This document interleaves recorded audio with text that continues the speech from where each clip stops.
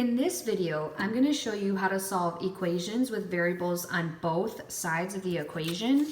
But what you're going to see now is your x's may end up canceling somehow. And so I want to talk to you about the special kind of answers you can get, meaning you won't get a solution that looks like this. X is equal to 1 or x is equal to -6. It might look a little different than that. And so I want to show you a couple examples of what that could look like.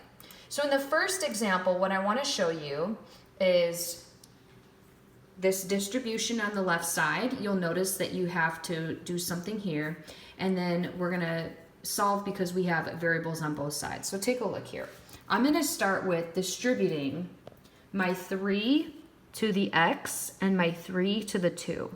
So I have 3x plus 6 is equal to 3x plus 6. Now really take a look here. Just stop and take a second. Do you notice that the left side matches exactly to the right side? Do you see that they're really the same thing?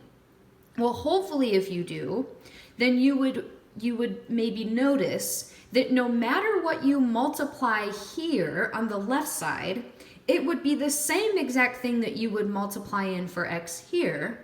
So any answer should work. So I want to show you what happens when your variables cancel. Okay, so let's say we didn't notice that. Pretend we didn't notice, and I'm just solving like I had solved before. So if I subtract 3x on both sides of my equation, notice how they get canceled out on both sides. So I have 6 is equal to 6. Well, that is always true, which means as my answer, I would put that x could be anything. So this type of solution is called an infinite solution,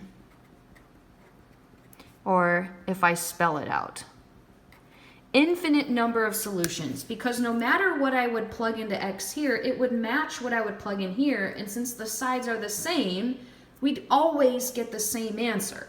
So this is a type of answer you can get when x's cancel out. Okay, so notice how the x's cancel out and we got the same thing. So maybe we want to write that the number you get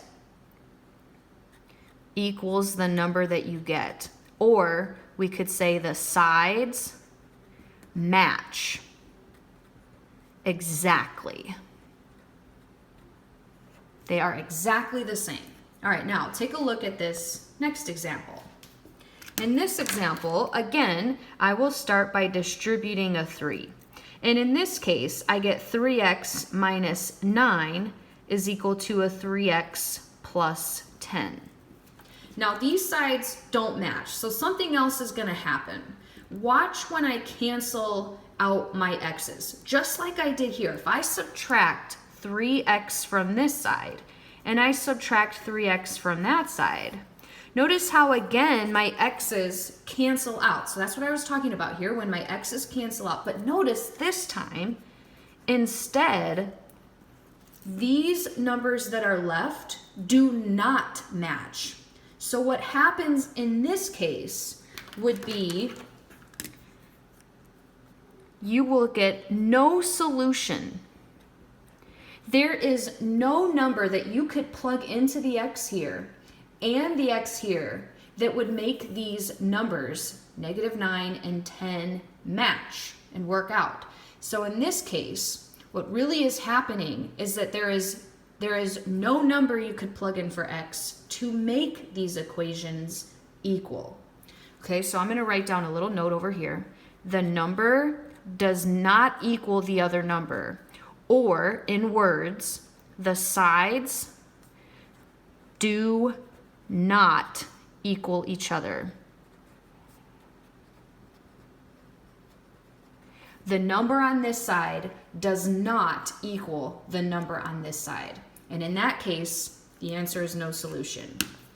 If I were to draw you a picture of this, this is what it would look like. So visually, if I were to draw the equation 3x plus 6, it would look something like this.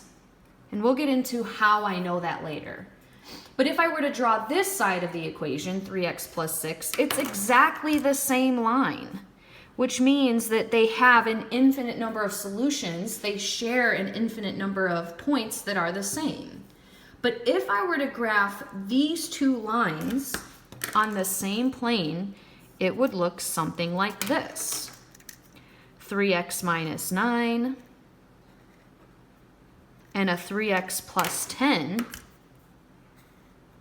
These lines will have the same slope and they will have different intercepts. So because they cross the x-axis at different points but have the same slope, they will never touch, which is why they will have no solution.